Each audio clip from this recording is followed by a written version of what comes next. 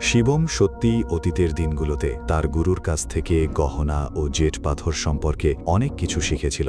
দৃষ্টি আগ্রহ ভরে বলল, এ ব্যাপারে পরে আমাকে বিস্তারিতভাবে বলবে। খাওয়া দাওয়া শেষ করে দৃষ্টি নিজের ঘরে ফিরে গেল এবং আলমারি থেকে গহনার ডিজাইনের কয়েকটি স্ক্রল বের করল। যাওয়ার আগে সে শিবমকে বলল, শিবম, একটু পরে কি আমার ঘরে আসবে প্লিজ? অখিল ও সিমি বিস্মিত হয়ে একে অপরের দিকে তাকালো। যদিও শিবম ও দৃষ্টির বিয়ে হয়ে 2 বছর হয়ে গিয়েছিল। শিবম গভীর শ্বাস নিল এবং হালকা হাসি নিয়ে দৃষ্টির ঘরে প্রবেশ করল। ভিতরে ঢুকেই সে দেখল পুরো ঘর জুড়ে অসংখ্য চমৎকার অলংকারের নকশা ছড়িয়ে রয়েছে। দৃষ্টি বলল, এগুলো সেই ড্রাফট যেগুলো আমি আগে ডিজাইন করেছিলাম। চলো, তোমার একটা ছোট্ট পরীক্ষা নেই।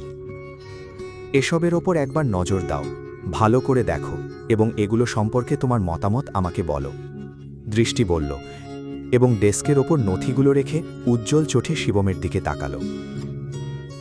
শিবম মনোযোগ দিয়ে নকশাগুলো দেখতে শুরু করল। ঠিক আছে, এই পেন্ডেন্টের কথা বলি। এর নকশা এমন একটি বিশেষ শৈলীর ওপর ভিত্তি করে তৈরি যা হার্ট অফ দ্য সি এর অনুকরণ করে, তাই তো? হেসে জিজ্ঞেস করল শিবম।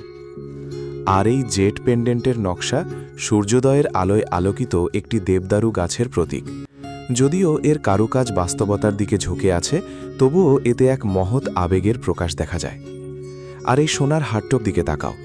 এর নকশা ক্লাসিক ধাঁচের জন্য উপযুক্ত এবং এটি তৈরি করতে অসাধারণ ইনলে ও এমবেডিং দক্ষতার প্রয়োজন হবে। দৃষ্টি বিস্ময়ে বলল, শিবম, গহনা সম্পর্কে তোমার এত জ্ঞান আছে আমি কখনো ভাবিনি। আজ প্রথমবারের মতো সে শিবমকে এক ভিন্ন আলোয় দেখতে শুরু করল। শিবম শুধু মৃদু হেসে গেল, সে আর কিছু বলল না। দৃষ্টি গম্ভীর স্বরে বলল, আসলে আমার কাছে এমন একটি ডিজাইন আছে যেটা নিয়ে আমি সবসময় সবচেয়ে বেশি সন্তুষ্ট ছিলাম, কিন্তু এটা বাস্তবে তৈরি করার সুযোগ কখনো পাইনি। এই ডিজাইনের জন্য অত্যন্ত মূল্যবান হীরার প্রয়োজন।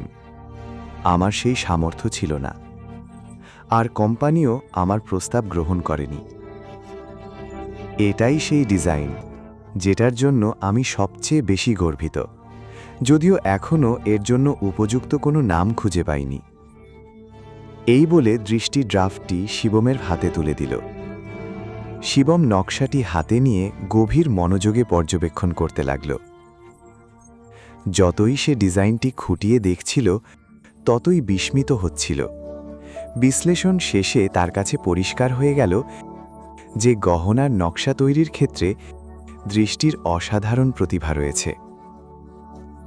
কিছুক্ষণ পর শিবম বলল, এছাড়া আমাদের বড় আকারের উপকরণেরও প্রয়োজন হবে। শিবম কিছুক্ষণ ভেবে বলল, উপকরণের দিক থেকে দেখলে আমাদের কাছে এখনও উচ্চমানের রঙিন হিরে ব্যবহার করা ছাড়া অন্য কোনো বিকল্প নেই। এছাড়াও আমাদের যে উপকরণগুলো লাগবে সেগুলোর আকারও যথেষ্ট বড় হতে হবে। দৃষ্টি দ্বিধাভারে বলল, আমি জানি, কিন্তু এটা তৈরি করতে অনেক খরচ হবে না? শুধু খরচই নয়, উৎপাদন প্রক্রিয়াটাও খুব কঠিন হবে।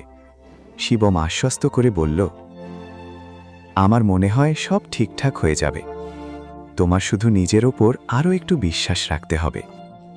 এটাকে বিশ্বের সেরা গহনাগুলোর একটি হিসেবে কল্পনা করার চেষ্টা করো। দৃষ্টি তার ঝলমলে চোখে শিবমের দিকে তাকিয়ে মনোযোগ দিয়ে তার কথা শুনল। দুজনে প্রায় আধা ঘন্টা ধরে উৎসাহের সঙ্গে আলোচনা করল। অবশেষে গহনার চূড়ান্ত নকশা সম্পন্ন হল। ডিজাইনের খসড়ার দিকে তাকিয়ে দৃষ্টির মুখে তৃপ্তির হাসি ফুটে উঠল। এটা সত্যিই অসাধারণ হয়েছে শিবম। গহনার নকশা সম্পর্কে তোমার জ্ঞান ও উপলব্ধি সত্যিই চমৎকার, দৃষ্টি প্রশংসা করল। এরপর দৃষ্টি দৃঢ় কণ্ঠে বলল, আমি সিদ্ধান্ত নিয়ে ফেলেছি। এই ডিজাইনটাকেই আমি একটি গুরুত্বপূর্ণ পদক্ষেপ হিসেবে ব্যবহার করব এবং চেয়ারম্যান বিক্রম টোকসের কাছে এর প্রস্তাব উপস্থাপন করব। কিন্তু এর নাম কি দেওয়া হবে?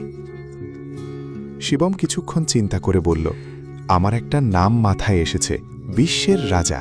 বিশ্বের রাজা? পরম উত্তেজনা এসে বলে উঠল, হ্যাঁ, এটাই হবে এর নাম, বিশ্বের রাজা। এভাবেই দৃষ্টি সেই পেন্ডেন্টের নাম চূড়ান্ত করল, বিশ্বের রাজা।